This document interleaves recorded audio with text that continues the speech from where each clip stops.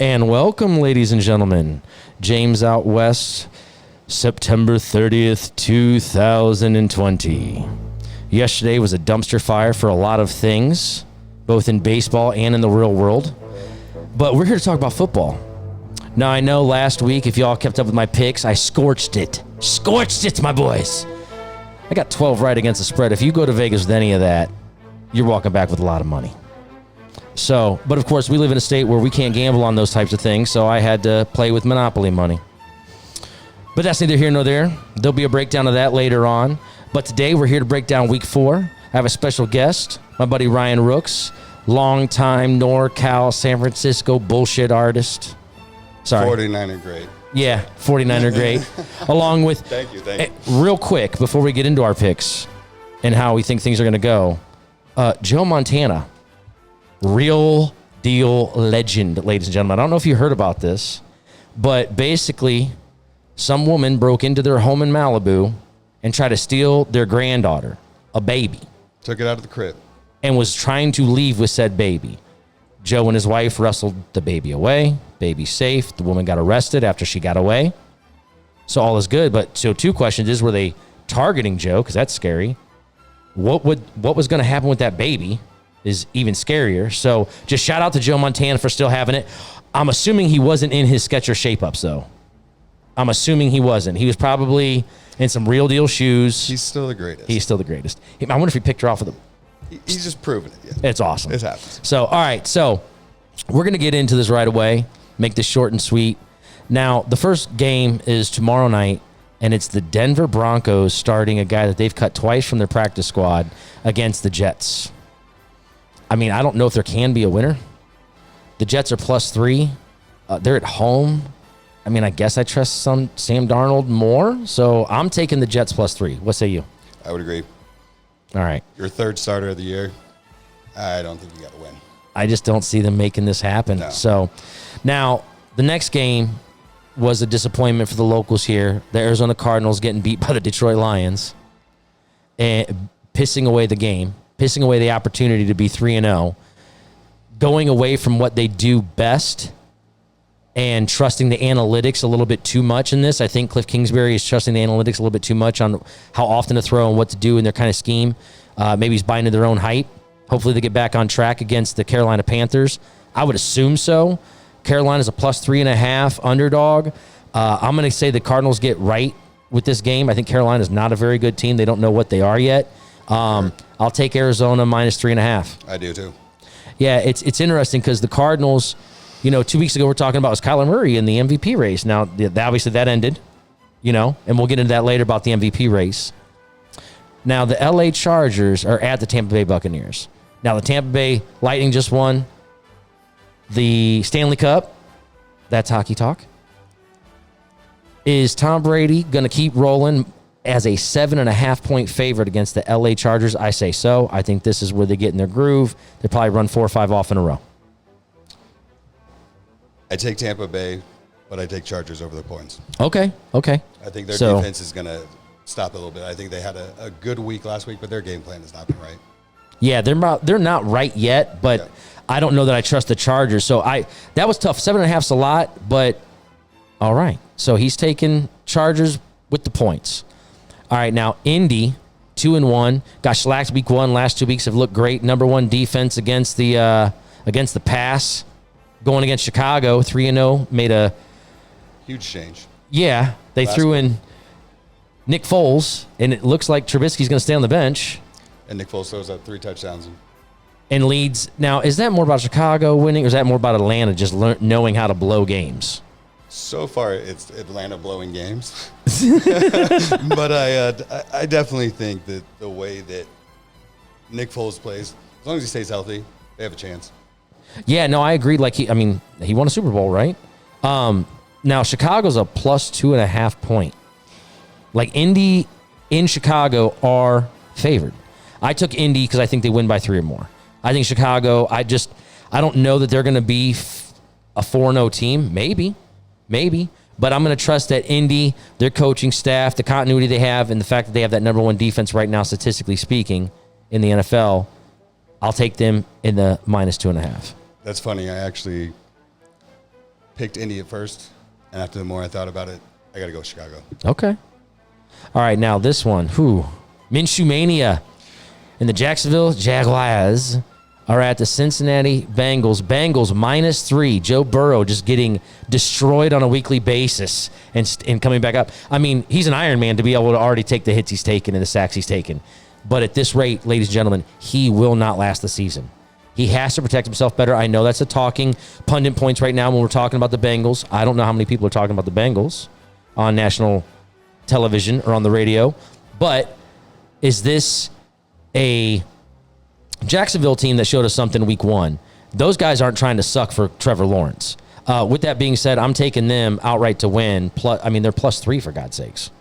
I think this is Burrow's come-out game. Okay. So we got Cincy. All right.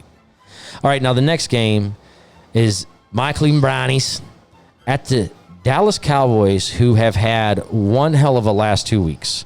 From Atlanta not knowing how to play special teams to then getting beat in Seattle by what everybody seems to think would be the MVP in Russell Wilson. Going back and forth, that offense is very, very nasty. And this Cleveland defense, amongst their rush, fine. Other than that, Dallas' defense isn't. I am worried. Yeah, Dallas is last against the pass defense. Dak won that game. Their defense lost it. Yeah, 100%. And that's what scares me about this game. Being a Browns fan, Dallas is a -4.5 on this. My heart wants to take Cleveland. I'm going to take Dallas in this, -4.5. Just because they're the worst defensive team against passing, I don't want to see Kevin Stefanski make Baker Mayfield throw the ball 40 or 50 times. Don't fall in love with it. Run. Keep the ball. Here's how the Cleveland Browns can win this game. They keep the ball out of Dak Prescott's hands. And to do that, you got to run. And you have two of the best horses in the game to do so. That's where Baker shouldn't throw more than 26 passes. If he throws more than 26, they lose that game. I think between these two teams, you have huge weapons. Yeah. And I think both teams haven't showed up with the weapons. So who's going to show up? I still take Dallas. Yeah, that's where I'm at with that. Now, this next one, Baltimore did exactly what I thought they were going to do on Monday. I took Kansas City to beat them. I knew it was the right move. It showed out.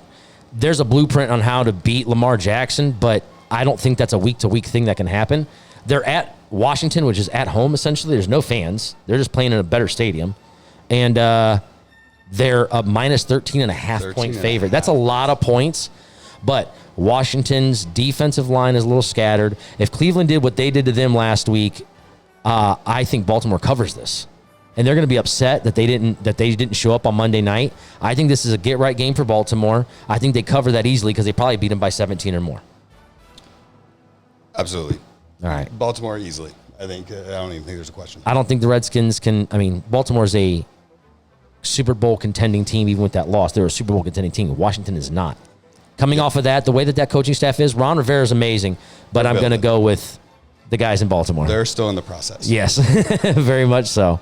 All right, so the next game, the New Orleans Saints at the Detroit Lions. Now, the Detroit Lions are +4. So Saints are favored by 4. It's indoors. I know Detroit has some weapons. They're coming off of this game that they just beat the Cardinals. They're feeling great. Things are turning around in Detroit. Not so fast, my friends. I think New Orleans is going to get this game right. I think heavy dose of Alvin Kamara. I think they're going to be able to do just enough to get by. They'll win by 7. I think they cover. I completely disagree. Oh. I think Stafford is on his way to be building what he should have been for a long time. And I think New Orleans is in a lot of trouble. If Kamara doesn't show up, what do they have? Now, you're right about that. If Kamara doesn't show up or somehow Detroit stifles Alvin Kamara, then, yeah, they can win that game. Very simply. I'd take Detroit.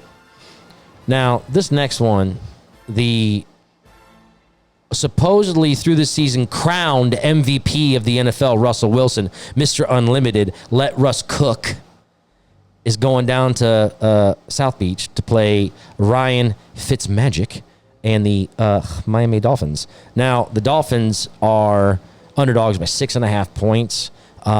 We're talking a touchdown here. Seattle's easily going to cover that. I don't think Seattle's in the mode where the last couple of years they'll have that slip-up game here or there. This is a whole different determination of a team that they see this season as we can grab this season to get the trophy because they see what's going on in Kansas City. They see what's going on in Baltimore. They see these young guns out there. Green Bay, the resurgence of who I think the MVP is in Aaron double-check Rodgers.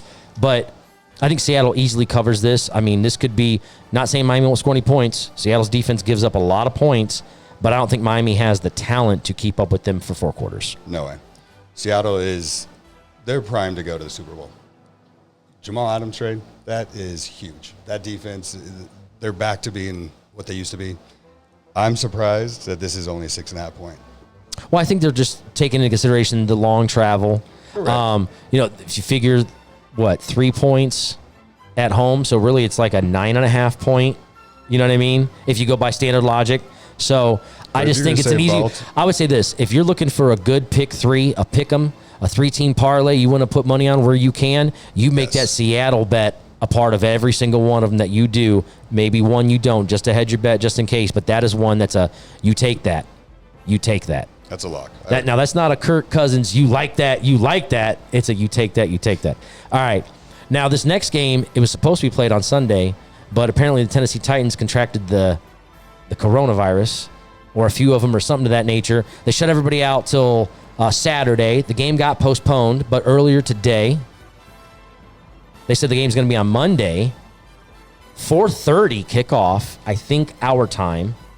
So 7:30 on the West Coast, or on the East Coast, I believe.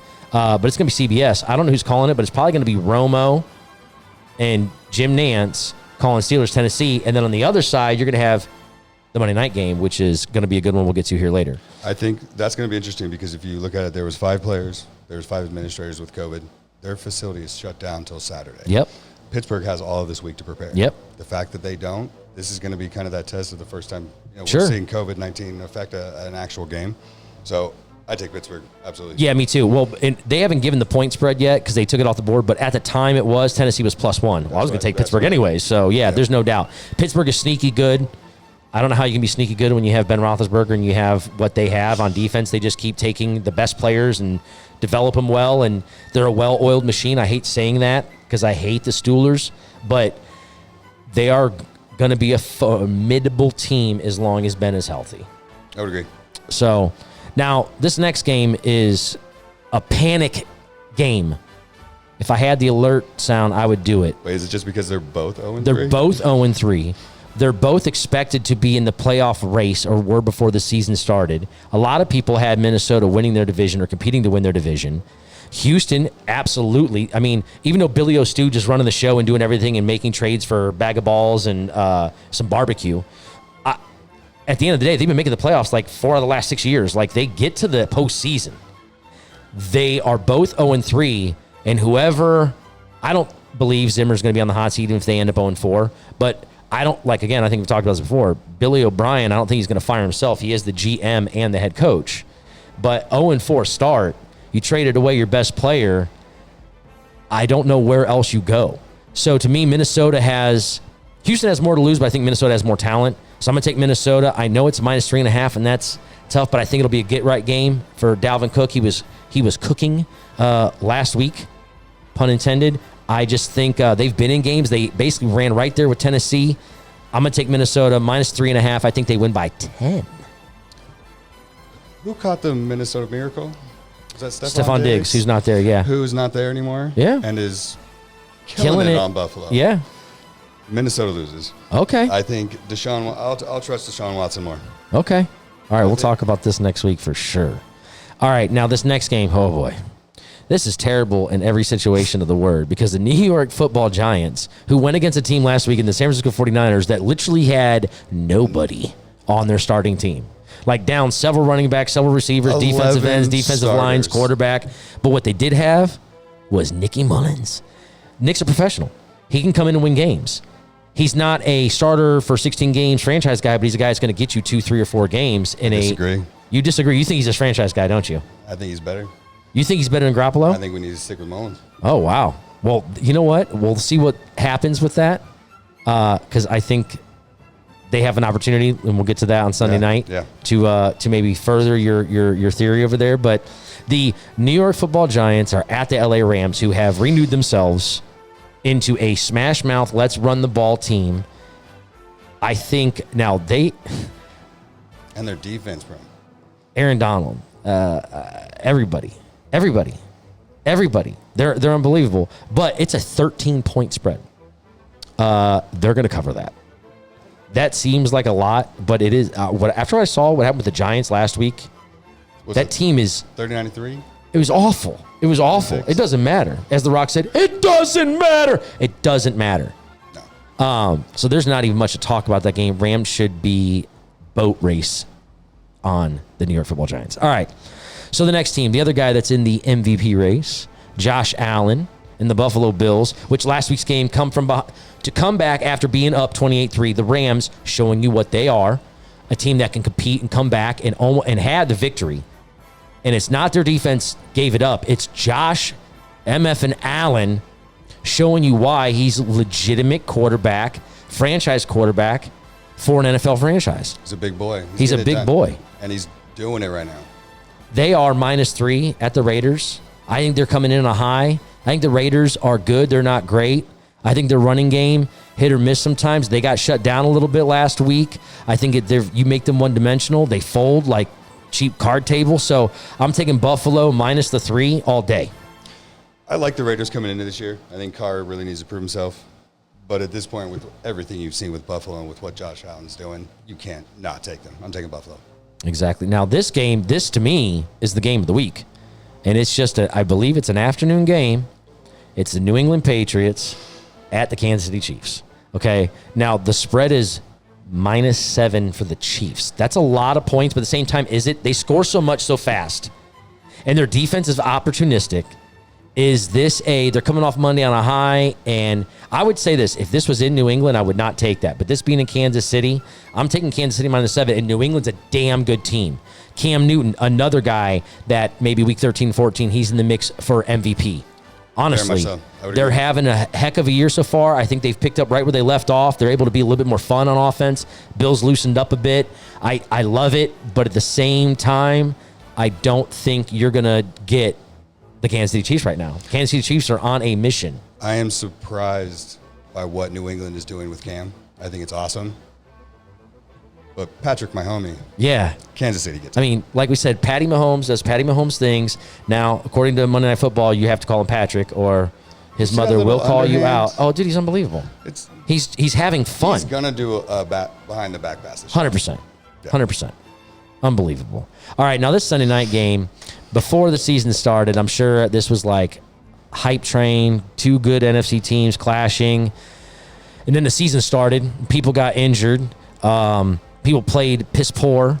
We had the Philadelphia Eagles at the San Francisco 49ers. The Niners are a -6.5 point favorite.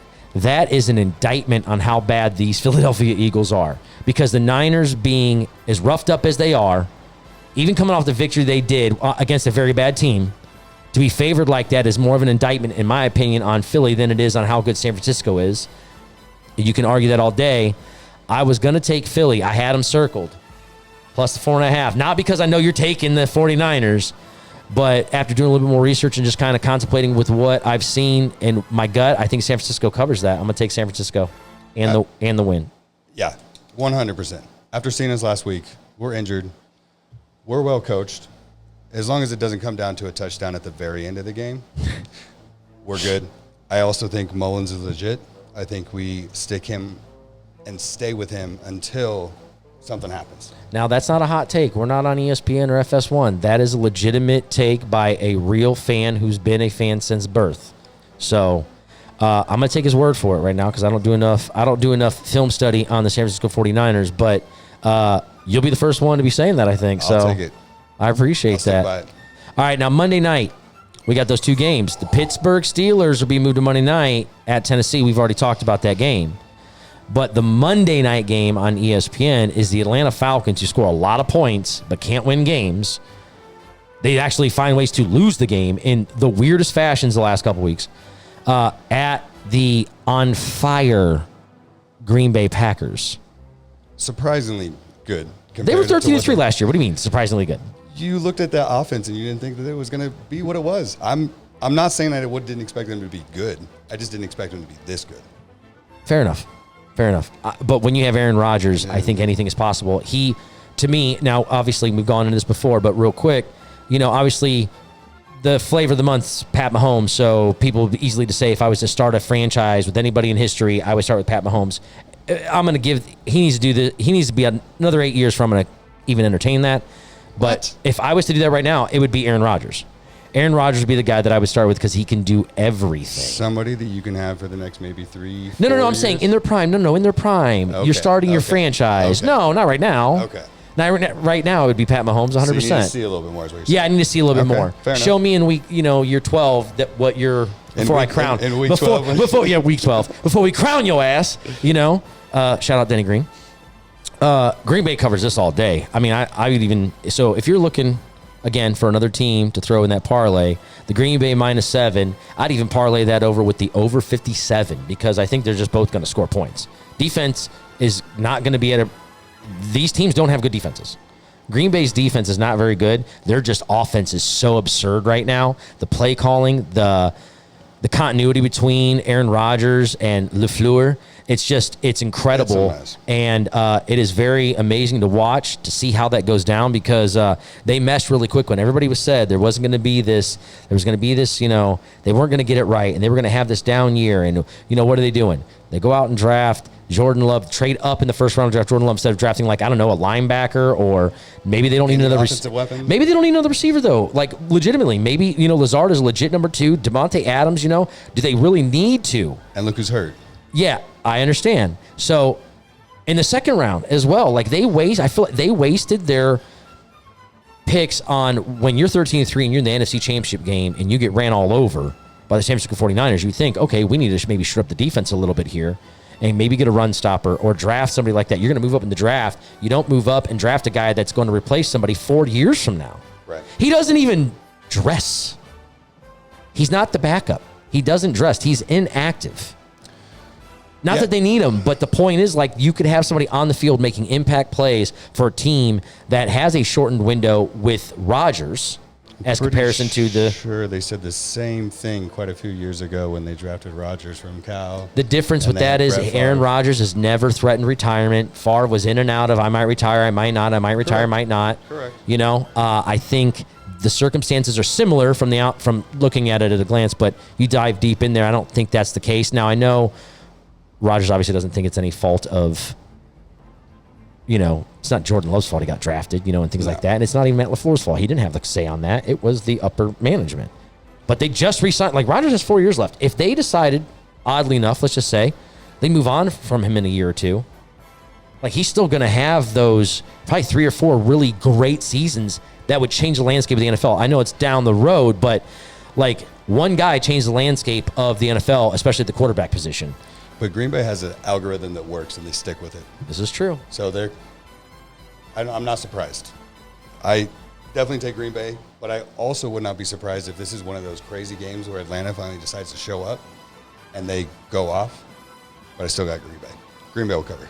Yeah, right on. So, all right, ladies and gentlemen, those are our Week 4 picks. We'll come back and break these down next week and put out a video to see how wrong this guy over here was. Or how wrong I was, because this week was weird to me. I was having a hard time. I didn't make my picks till this morning.